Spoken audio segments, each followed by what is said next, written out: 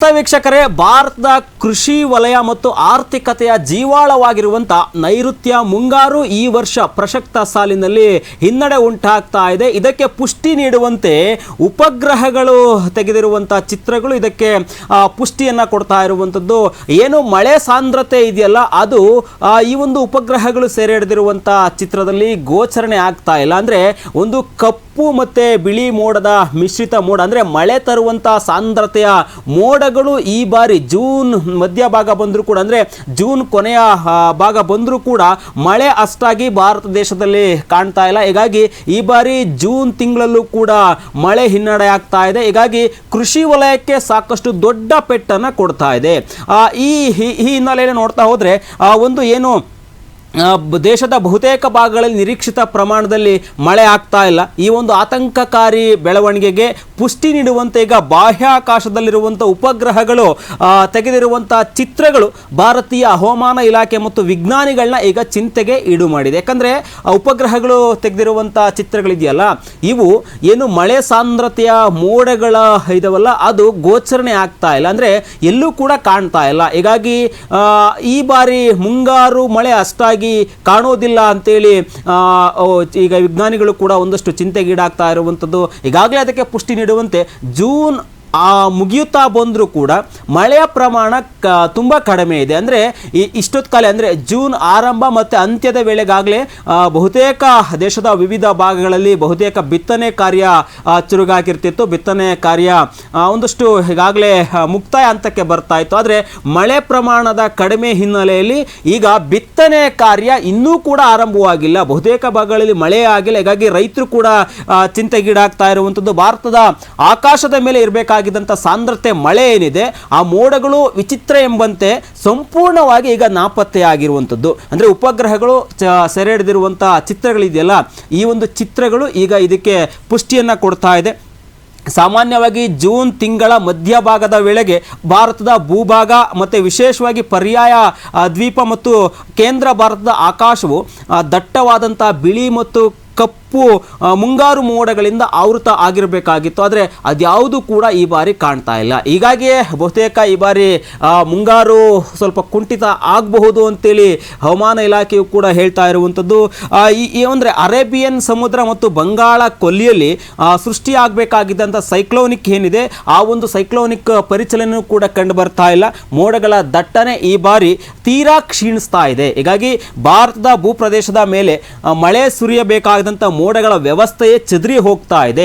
ಇದಕ್ಕೆ ಪ್ರಮುಖ ಕಾರಣಗಳನ್ನು ನೋಡ್ತಾ ಹೋಗ್ಬೇಕಾಗ್ತದೆ. ಅಂದರೆ ಯಾಕೆ ಮಳೆ ಬರ್ತಾ ಇಲ್ಲ, ಯಾಕೆ ಮೋಡಗಳು ನಿಲ್ತಾ ಇಲ್ಲ ಅಂಥೇಳಿ ನಾವು ಒಂದಷ್ಟು ಉಪಗ್ರಹಗಳು ಸೆರೆ ಹಿಡಿದಿರುವಂಥ ಒಂದಷ್ಟು ಚಿತ್ರಗಳ ಆಧಾರದ ಮೇಲೆ ಹವಾಮಾನ ಇಲಾಖೆ ಒಂದಷ್ಟು ಮುನ್ಸೂಚನೆಯನ್ನು ಕೊಟ್ಟಿದೆ. ಯಾಕಪ್ಪ ಅಂದರೆ ಇಡೀ ದೇಶದ ಬಹುತೇಕ ಭಾಗಗಳಲ್ಲಿ ಉಷ್ಣಾಂಶ ಹೆಚ್ಚಾಗ್ತಾ ಇದೆ. ಈ ಒಂದು ಪ್ರಮುಖ ಕಾರಣದಿಂದ ಮೋಡ ಒಂದಷ್ಟು, ಅಂದರೆ ಕಪ್ಪು ಮತ್ತು ಬಿಳಿ ಆ ಒಂದು ಮಿಶ್ರಿತ ಮೋಡ, ಮಳೆಯ ಸಾಂದ್ರತೆಯನ್ನು ತರುವಂಥ ಮೋಡ ಇದೆಯಲ್ಲ, ಇದು ಉಷ್ಣಾಂಶದ ನಿಮಿತ್ತ ಚದುರಿ ಹೋಗ್ತಾ ಇದೆ. ಹೀಗಾಗಿ ಮೋಡಗಳು ನಿಲ್ತಾ ಇಲ್ಲ, ಪರಿಣಾಮ ಮಳೆ ಭೂಮಿಗೆ ಬರ್ತಾ ಇಲ್ಲ. ವರುಣನ ಕೃಪೆ ಮಳೆ ಏನು ಭೂಮಿಗೆ ಆಗ್ತಾ ಇಲ್ಲ ಅನ್ನೋದು ಈಗ ಸಾಕಷ್ಟು ಚಿಂತೆಗೆ ಈಡು ಮಾಡ್ತಾ ಇರುವಂಥದ್ದು. ಸಮುದ್ರದ ಮೇಲ್ಮೈ ಉಷ್ಣಾಂಶದಲ್ಲಿನ ಏರುಪೇರು ಕೂಡ ಮುಂಗಾರು ಮಾರುತಗಳು ತೇವಾಂಶವನ್ನು ಭಾರತದ ಒಳನಾಡಿಗೆ ಮತ್ತು ಹೊತ್ತು ತರುವುದನ್ನು, ಅಂದರೆ ಈ ಒಂದು ಸಮುದ್ರದ ಮೇಲ್ಮೈ ಉಷ್ಣಾಂಶದಲ್ಲಿರುವಂಥ ಏರುಪೇರೇನಿದೆ, ಅದು ಮುಂಗಾರು ಮಾರುತಗಳು ತೇವಾಂಶವನ್ನು ಭಾರತದ ಒಳನಾಡಿಗೆ ಹೊತ್ತು ತರುವುದನ್ನು ತಡೆ ಹಿಡಿತಾ ಇದೆ. ಅಂದರೆ ಮಳೆ ಬರುವಂಥ ತೇವಾಂಶದ ಮೋಡ ಇದೆಯಲ್ಲ, ಆ ಮೋಡವನ್ನು ಹೊತ್ತು ತರುವುದರಿಂದ ಈ ಒಂದು ಮೇಲ್ಮೈ ಉಷ್ಣಾಂಶ, ಸಮುದ್ರದ ಮೇಲ್ಮೈ ಉಷ್ಣಾಂಶ ಇದೆಯಲ್ಲ, ಅದು ತಡೆ ಹಿಡಿತಾ ಇದೆ. ಹೀಗಾಗಿಯೇ ಮಳೆ ಮೋಡಗಳು ಭಾರತದ ಆಕಾಶದ ಮೇಲೆ ಸ್ಥಿರವಾಗಿ ನಿಲ್ತಾ ಇಲ್ಲ, ಚದುರಿ ಹೋಗ್ತಾ ಇದೆ. ಇದಕ್ಕೆ ಪರಿಣಾಮವಾಗಿ, ಅಂದರೆ ಇದೇ ಕಾರಣಕ್ಕೆ ಸದ್ಯ ಈ ಬಾರಿ ಮುಂಗಾರು ಸಾಕಷ್ಟು ಕುಂಠಿತ ಆಗಿದೆ.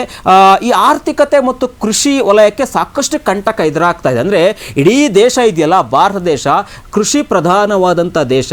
ಬಹುತೇಕ 50% ಕೃಷಿಯನ್ನೇ ಹೊಂದಿರುವಂಥ ಈ ಒಂದು ಭಾರತ ದೇಶದಲ್ಲಿ ಮಳೆ, ಅಂದರೆ ಮಳೆಯನ್ನೇ ಆಧರಿಸಿ ಬೆಳೆಯನ್ನು ಬೆಳೆಯುವಂಥ ದೇಶ ಆಗಿರೋದ್ರಿಂದ ಸಾಕಷ್ಟು ರೈತರು, 50% ರೈತರು ಈಗ ಚಿಂತೆಗೆ ಜಾರ್ತಾ ಇದ್ದಾರೆ. ಒಂದು ವೇಳೆ ಮಳೆ ಬಾರದೇ ಇದ್ದರೆ ಮುಂದಿನ ಪರಿಸ್ಥಿತಿ ಏನು, ಕೃಷಿ ವಲಯಕ್ಕೆ ದೊಡ್ಡ ಪೆಟ್ಟು ಬೀಳುವಂಥ ಸಾಧ್ಯತೆ ಕೂಡ ಇದೆ. ಜೂನ್ ತಿಂಗಳಲ್ಲಿ ಮಳೆ ಕೈಕೊಟ್ಟಿರೋದ್ರಿಂದ ಬಿತ್ತನೆ ಕಾರ್ಯವು ಕೂಡ ತೀವ್ರವಾಗಿ ವಿಳಂಬಗೊಂಡಿದೆ.